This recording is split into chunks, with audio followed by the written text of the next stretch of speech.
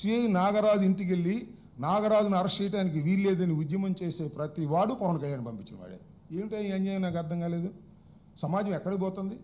ఒక లాకప్లో ఒక వ్యక్తిని దారుణంగా చంపి సాక్ష్యాధారాలు లేకోకుండా చేసినటువంటి పోలీస్ వారిని నువ్వు సపోర్ట్ చేస్తున్నావంటే అసలు బుర్ర ఉందా, బుర్ర లేదా? నాకు అర్థం కాల. అదేమంటే మైక్ ముందు చాలా గొప్ప గొప్ప ఉపన్యాసాలు చెప్పేటటువంటి కార్యక్రమం చేస్తున్నారు. ఇది చాలా దారుణమైనటువంటి అంశం. నేను మరోసారి చెప్తున్నాను, ఇది చాలా కీలక పరిణామం.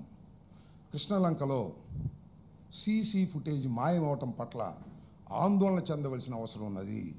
పోలీస్ డిపార్ట్మెంట్ వారికి సహకరిస్తున్నది. పోలీస్ డిపార్ట్మెంట్ సహకరించడంతో పాటు నేరస్తుల్ని కాపాడే కార్యక్రమంలో ఉండబట్టే ఈ సీసీ ఫుటేజ్ మాయమైపోయింది. మీకు ఒక విషయం చెప్తా ఇక్కడ. అకార్డింగ్ టు సుప్రీంకోర్టు డెసిషన్, ఏదైనా ఒక పోలీస్ స్టేషన్లో కానీ మరొక చోట కానీ సీసీ ఫుటేజ్ 18 మాసాలు స్టోర్ చేయాలి. 18 రోజులు కూడా స్టోర్ చేయలే. హోంమంత్రి గారు ఏమన్నారు తెలిసి మధ్యన, రాష్ట్రంలో 70,000 సీసీ కెమెరాలు ఉన్నాయి, ఎక్కడ నేరం జరిగినా టక్కని తీసేస్తామన్నారు. ఎవరు? హోంమంత్రి గారు. పోలీస్ స్టేషన్లో లేవు. రోడ్డు మీద సంగతి దేవుడు ఎరుగు. పోలీస్ స్టేషన్లోనే సీసీ ఫుటేజ్ మాయం చేశారు. ఏంటిది? ఏమండి హోంమంత్రి గారు, మీ వల్ల కాదులే. పవన్ కళ్యాణ్ గారికి ఇవ్వండి, సీసీ కెమెరాలు తెప్పిస్తాడు. పవన్ కళ్యాణ్ గారికి హోమ్ ఇస్తే సీసీ కెమెరాలు తెప్పిస్తాడు. పాపం అనిత్ గారి వల్ల ఈ సీసీ కెమెరాలు మాయమైపోతాయి. నేరస్తులేమో పారిపోతుంటారు, నేరస్తులనేమో కాపాడుతూ ఉంటారు, పోలీస్ డిపార్ట్మెంట్లో ఉన్న నేరస్తులనేమో రక్షిస్తూ ఉంటారు, సీసీ ఫుటేజీలు పోతూ ఉంటాయి. అందువల్ల డిప్యూటీ సీఎం పవన్ కళ్యాణ్ గారు హోంశాఖ ఇస్తే ఇవన్నీ సెట్ అవుతాయి. అది ఆలోచించండి. ఏమిటి అన్యాయం నాకు అర్థం కాల. హోంమంత్రి గారు అద్భుతమైనటువంటి ఉపన్యాసాలు చెబుతున్నారు మైక్ ముందు. బ్రహ్మాండమైన సీసీ కెమెరాలు, సీసీ ఫుటేజీలు ఉన్నాయి ఈ రాష్ట్రంలో. నేరం జరిగితే 5 నిమిషాల్లో పట్టుకుంటా ఉన్నారు. చివరికి పోలీస్ స్టేషన్లోనే దిక్కుమొక్కు లేదు. ఇంత దారుణమైనటువంటి సంఘటన బహుశా ఎక్కడ జరగదని కూడా ఈ సందర్భంగా నేను చెప్తున్నాను. అంత మేకప్ చేసే కార్యక్రమంలో ఉన్నారు. ఈ కేసు అంతా కూడా కొలాప్స్ అయిపోయింది. కేవలం ఊరిని తూతూ మంత్రంగా ఆ తల్లిదండ్రుల్ని, ఆ తల్లిని లేదా వారి కుటుంబాన్ని ఏదో కంటి తుడుపు చర్య చేయాలనే ఉద్దేశంతో సిట్టు వేసి వాళ్ళ చేత విచారణ జరిపి నేరస్తులు ఎస్కేప్ అయ్యే విధంగా అతి బలహీనంగా కేసు రిజిస్టర్ చేశారు. అతి బలహీనంగా విచారణ జరుగుతుంది.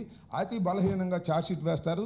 ఇది కొలాప్స్ అయిపోతుంది. కాబట్టి సెంట్రల్ బ్యూరో ఆఫ్ ఇన్వెస్టిగేషన్ కానీ ఎన్ఐతో కానీ ఇది జరిపించవలసిన అవసరం ఉందని డిమాండ్ చేస్తున్నాం. అలా చేయకపోతే బాధితులకు న్యాయం జరగదు. ఇప్పటికైనా పవన్ కళ్యాణ్ గారు జ్ఞానోదయం తెచ్చుకుని నేరస్తుల్ని శిక్షించే కార్యక్రమం చేయాలి. ఇక్కడ నేరస్తులు చనిపోయిన వాడు కాదు, ఇక్కడ నేరస్తుడు చంపినవాడు నాగరాజు అండ్ పోలీస్ డిపార్ట్మెంట్, వారి మీద యాక్షన్ తీసుకోవాలని ఈ సందర్భంగా చెప్పదలుచుకున్నాను.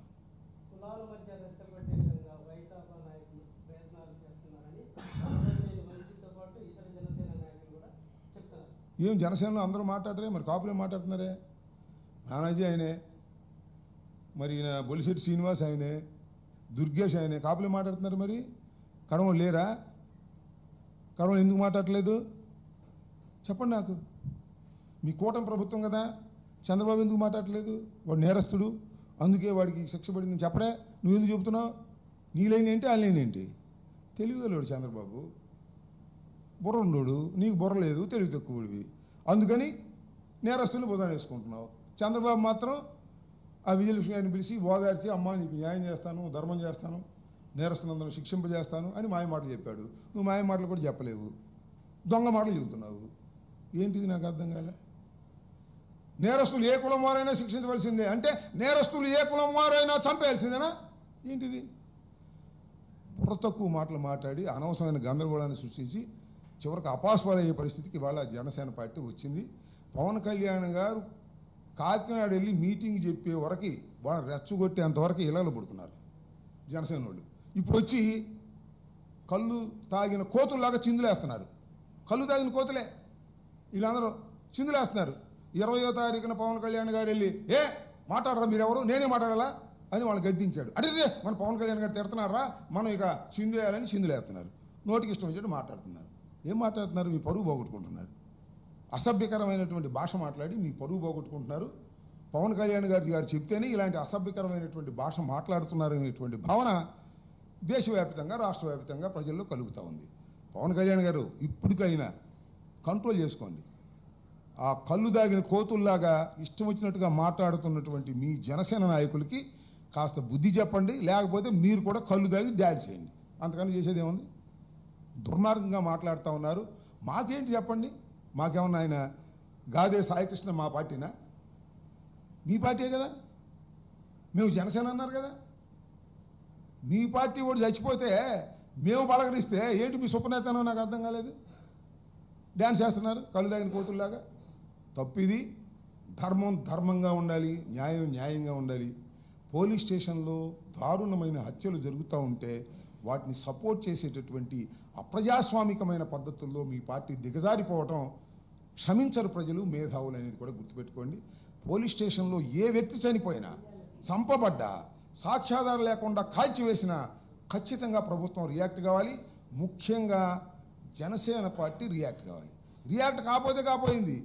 పోలీస్ స్టేషన్కి, హత్యాకాండకి, నాగరాజుకి సపోర్ట్ ఎందుకు చేస్తున్నారు నాకు అర్థం కాలా. జనసేన నాయకులు అక్కడ కూర్చొని జిందాబాద్ కొడుతున్నారు, నాగరాజు జిందాబాద్, నాగరాజుని అరెస్ట్ చేయడానికి ఇల్లేదని. ఏంటిది? ఎక్కడ పోతున్నారు మీరు? కొద్దిగా ఆలోచించుకోండి, ఆలోచించుకుని మాట్లాడండి. లేకపోతే చంద్రబాబుని సలహా అడగండి, చెప్తాడు తెలివిగల సలహా. బుర్ర తక్కువ మాటలు మాట్లాడుకుని నాశనం చేసుకుంటున్నారు. ఇది సరైనది కాదు, సభ్యత కాదు, తెలుసుకోమని కోరుతా ఉన్నాను. రాష్ట్రంలో తల్లులు కన్నీళ్లు పెడుతుంటే కూటమి ప్రభుత్వం 2 ఏళ్ల సంబరాలు చేసుకుంటుంది. నిజమేగా మరి. 1 కాదు 2 కాదు. విజయవాడలో మరొక లాకప్ డెత్ లాంటివి చూసాం కదా మనం. కిరణ్ కుమార్ కదా, పేరు భోగిన కిరణ్ కుమార్, కాంతి కుమార్ ఆత్మహత్య చేసుకున్నాడు. దాని మీద కూడా రిపోర్ట్ ఇచ్చారు, కేసు కట్టారు. ఇప్పుడు మర్డర్ కేసు కట్టొద్దు, అతను సాక్ష్యాధారాలు వచ్చిన తర్వాత దాన్ని కర్మం చేయమని దళిత సంఘాలన్నీ కూడా డిమాండ్ చేస్తున్నాయి. ఈ 2 కేసులు కృష్ణలంకలోనే అదే పోలీస్ స్టేషన్లో జరిగినాయి. అదే పోలీస్ స్టేషన్లో రక్షించాల్సింది పోయి భక్షిస్తున్నారు. ఏమిటిది? ఎంత దుర్మార్గమయ్యా. కంచే చేను వేస్తే ఏమైంది చెప్పండి? రక్షించవలసిన వాడే భక్షిస్తే ఏమైంది చెప్పండి? ఎవరు? పోలీసులు రక్షించాలి.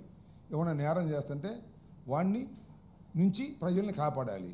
నేరస్తులని చెప్పి తీసుకువెళ్ళి వాళ్ళని చంపేస్తుంటే ఇంకేం చేయాలి? ఎక్కడికి పోతుంది రాష్ట్రం? ఎక్కడికి పోతుంది ఈ దేశం? ఎక్కడికి పోతుంది ఈ డిపార్ట్మెంటు, పోలీస్ డిపార్ట్మెంటు? కమిషనరే నాయకత్వం వహించి టాస్క్ ఫోర్స్ని పంపించి అతను తీసుకొచ్చారే. చాలామంది గుసగుసలు ఆడుకున్నారు. దీని వెనుక చాలా పెద్ద కథ ఉంది. ఎవరో పెద్ద నేరస్తుడిని కాపాడటం కోసం ఈ పిల్ల సాయిని కుర్రవాడిని బలి చేశారు. అది ఎప్పుడు బయటకు వస్తుందో తెలియదు. రేపు 29వ తారీఖు ఏం చెప్తారో చూద్దాం కోర్టులో. ఇవాళ 23 కదా, ఇంకా ఎంత ఉంది? 6 రోజులు ఉంది. ఆయన తీసుకొస్తారా? శవాన్ని తీసుకొస్తారా? బూడిద తీసుకొస్తారా? అసలు బతికున్నాడు లేదు అని చెప్తారా? ఏం చెప్తారో సస్పెన్స్. 29వ తారీఖున పోలీస్ డిపార్ట్మెంట్ ఇన్వెస్టిగేషన్ చేస్తున్నారు కదా. అంటే ఏం చెప్తారు? నాకు తెలిసిన ఇంకా ఇన్వెస్టిగేషన్ చేస్తున్నాం, ఇంకా ఆచూకి తెలియదని చెప్తారా? షేమ్. చూద్దాం రేపు 29వ తారీఖున ఏమి సమాధానం న్యాయస్థానం